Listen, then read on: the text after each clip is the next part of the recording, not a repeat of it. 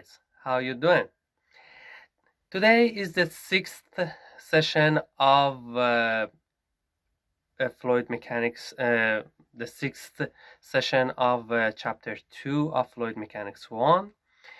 And my name is Amir Raza Talaqat, and I'm gonna instruct this presentation for you.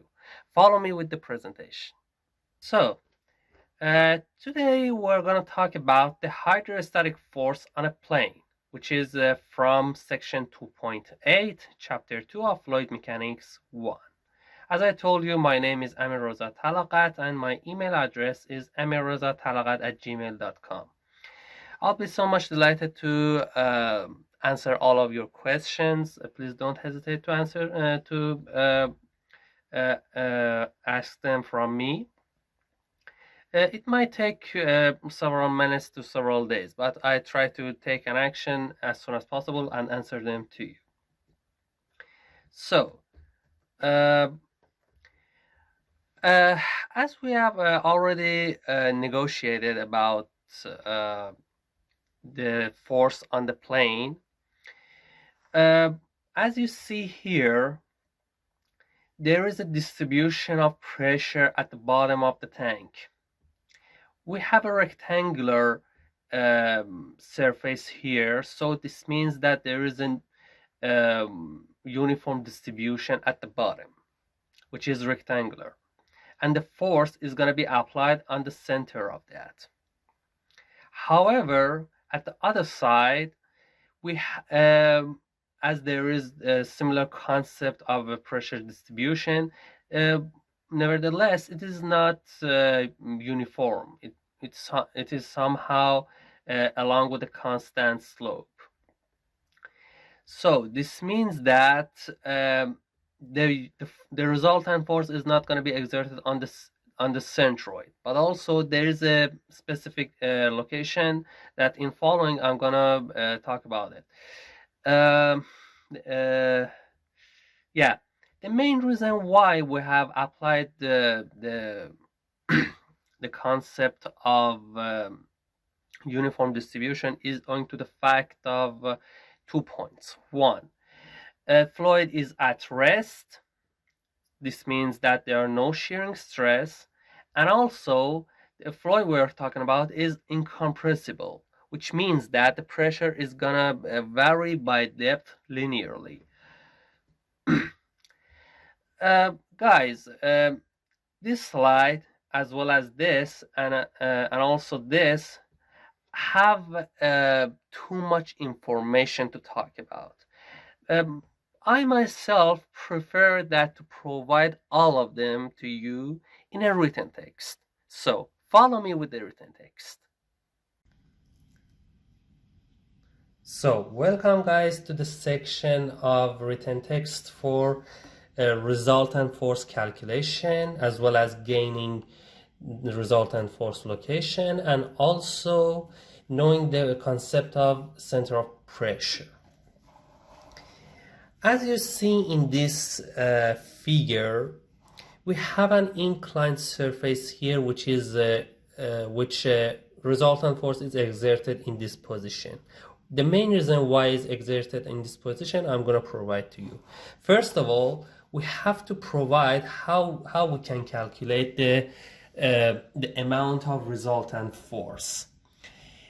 Based on the equation 2.18, we have Fr is equal to gamma HCA, which is equal to the total integral with respect to the area of gamma HdA.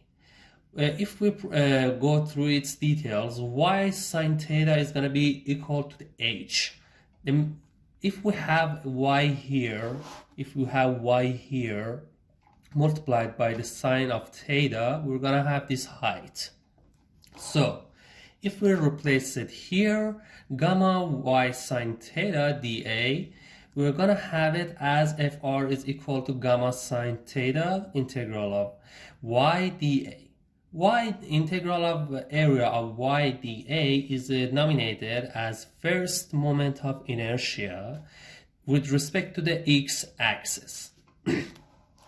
So far, we have calculated the resultant force amount. Pay attention to that as we have got the summation of all forces by getting the integral here. They were all perpendicular. As a result, FR is also perpendicular to the surface of the plane. So,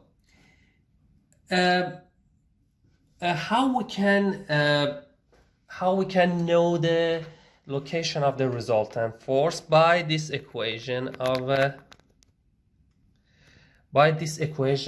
here. If we calculated more, the integral of y df is going to be equal to integral of gamma y sine theta based on this equation multiplied by y dA. We're going to have it as integral of gamma sine theta y to power 2 dA.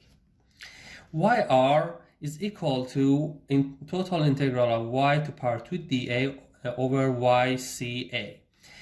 Integral of y to power 2 dA in the mathematical term is going to be nominated as the second moment of inertia with respect to x-axis based on this equation. So if we let me just tell you that before I go further, IXC is the second moment of inertia with respect to x-axis in the centroid.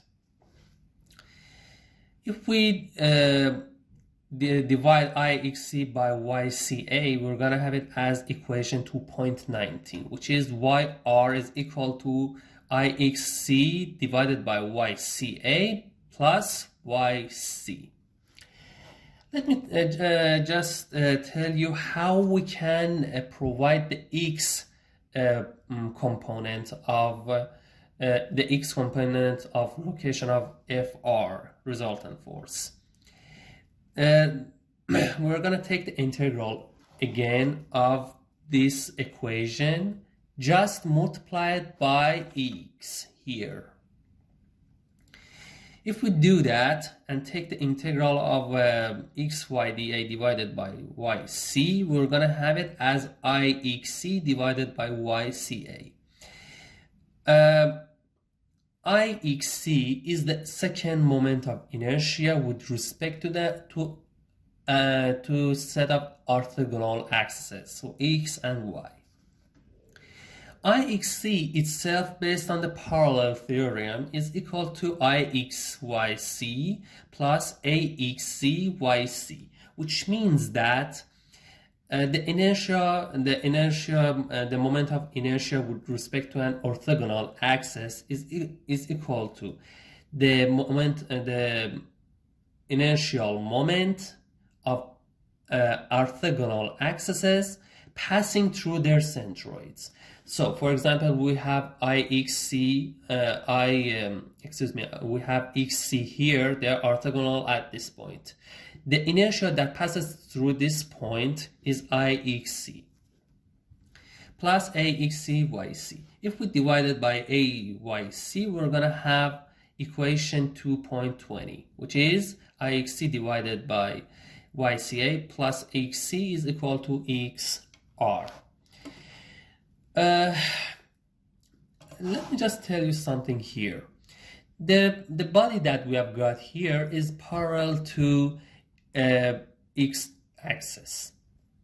If it's also be parallel to y-axis, whether either if either being parallel to x-axis or y-axis, the xc is going to be equal to x. And you must be aware of that. If we want to have YR, it is much more much downer than the centroid. The reason is due to this, due to this term YC. Welcome back, guys. So I have in the written text I illustrated that how we can identify the location of the resultant force on an inclined surface, as well as how to calculate the second inertia at this section, as I told you, and also how we can identify the center of pressure and how it is identified. There's one more point here. As I told you in this equation 2.20 as well as 2.19, excuse me. At both of these equations, we have yc at the bottom side of the formula. This means that if we increase the yc, the yr is gonna be much more closer to yc, which is happening here. You know, as long as the yc is much larger than here, it is much more closer to yc. Another thing is that if we have a slope surface with a fixed height, as we rotate, the yc is gonna increase. It is owing to the fact of this formula. Yc is equal to hc divided by sine theta. This means that with the fixed height, if we decrease the theta, it is gonna result as increase of yc. Since it is constant, it is gonna decrease, the yc is gonna increase. Guys, this figure is really important because we're gonna use it in the problem solving as well as the tutorials. Please be sure to make a good understanding out of it. All of the figures are showing that except rectangle and circle, the resultant force does not pass through the center of the area. This is the fact, and we're gonna master of it at the problem solving and tutorials. You're gonna see.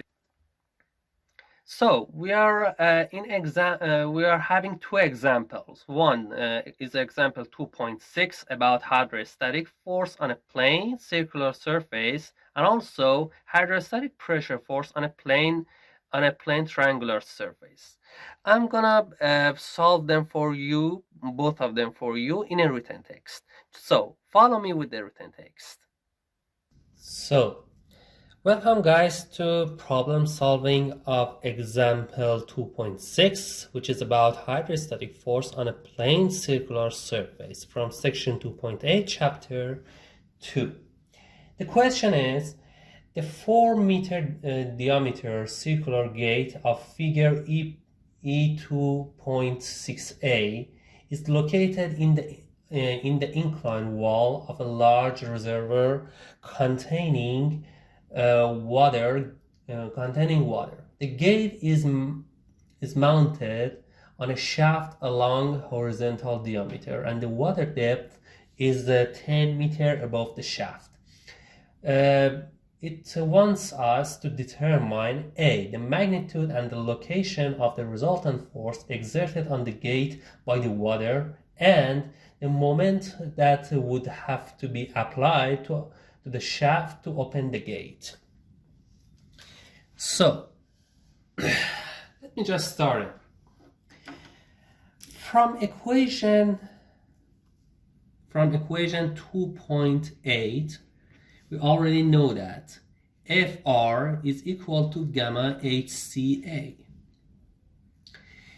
This means that Fr, and excuse me, before going further, I have to identify the gamma for you. Gamma for water is equal to 9.8 kilonewtons per cubic meter. So Fr is going to be equal to 9.8 multiplied by 10 to power 3 Newton per cubic meter multiplied by the h is 10 meter as it said,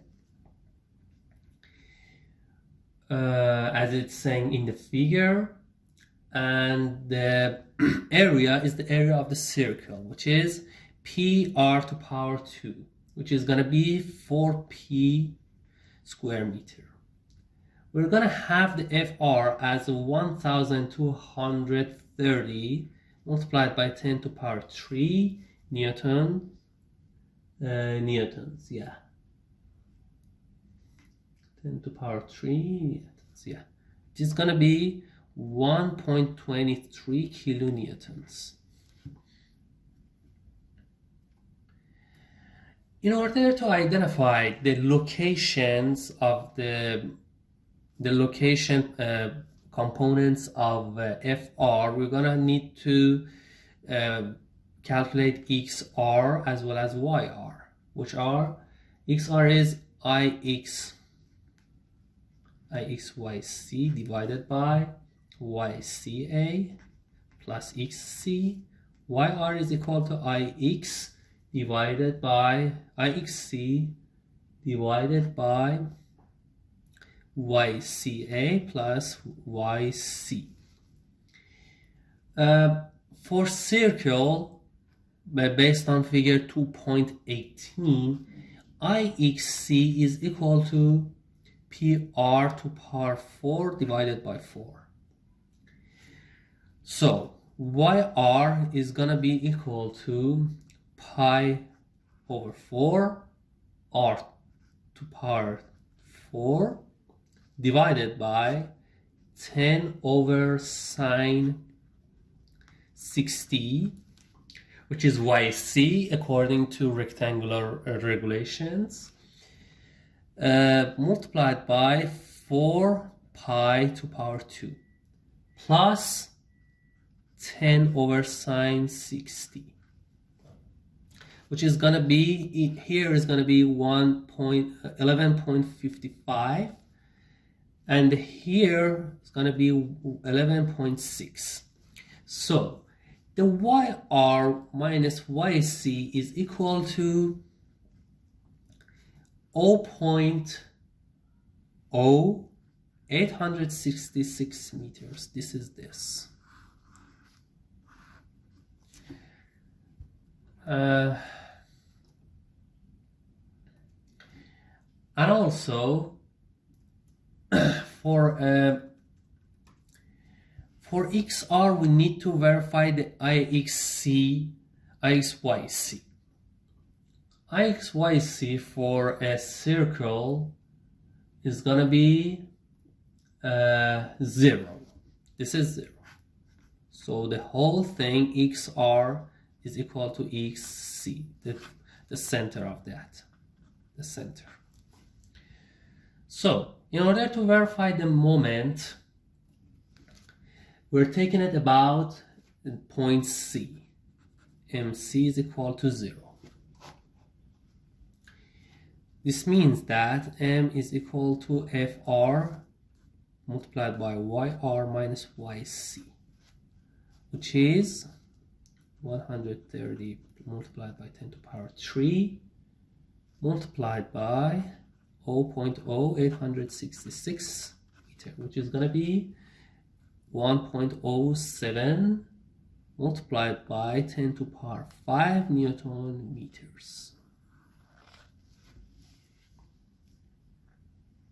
So, welcome guys to the problem solving of example 2.7, which is about hydrostatic force on a plane triangular surface from section 2.8 of chapter 2. The question is, an aquarium contains seawater. Gamma is equal to 64 pounds per cubic feet. To a depth of 1 foot as shown in figure 2.7a. To repair some damage to one corner of the tank, a triangular section is replaced with a new section as illustrated in figure E2.7b. Determine first the magnitude of the force of the seawater in this triangular area, and second to that, the location of this force. So, let me just tell you something. As we are walking in a vertical plane, YC is equal to HC, which is equal to 0.9, excuse me. This is 1 feet minus 0.1. This 0.1 has came from h over 3 because it's triangle. The center of the center of pressure for triangle is h over 3 from the base. So Fr is equal to, based on equation 2.18, you see how much we are using 2.18 equation. Gamma is equal gamma HCA, which is 64 pound per cubic feet multiplied by 0.9 multiplied by 0.3 multiplied by 0.3 divided by 2, which is gonna be 2.59 pounds. The location is extracted from the components of XR and YR. XR is equal to IXYC divided by YCA base of added to XC. YR is equal to IXC divided by YCA plus YC, excuse me. IXC for triangle is equal to, let me just bring it up, the figure of 2.8. Based on the formula for IXC, we are having this amount, 0.3 multiplied by 0.3 to power 3 divided by 36. YC is 0.9 divided by 0.9, 0.09 divided by 2, which is here. There's a multiplication here. I made a mistake. YC is HC. YC is HC. 0.9. 0.9. Yeah. Doing the calculation, we're going to have YR as 0.906 feet. IXC for a triangle is going to be 0.3 to power 2 divided by 72. It is based on figure 2.8 again. And XC is 0. We are having it as here is 0.9. Here is this. Doing the calculation, we're going to have XR as 0.00278 feet.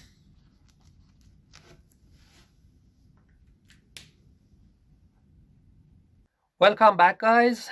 Everything's done and the whole session is complete. I'm really glad that you have accompanied me to this moment of the video. Please be sure to see the video many times in order to get everything out of the session. And please subscribe the channel in order to get the notification of other following instructional sessions about remaining sessions of chapter 2. And also you can provide all of your comments either in the comments box or on the email. I'll try my best to take the action as soon as possible. So take care of yourselves and have a nice day.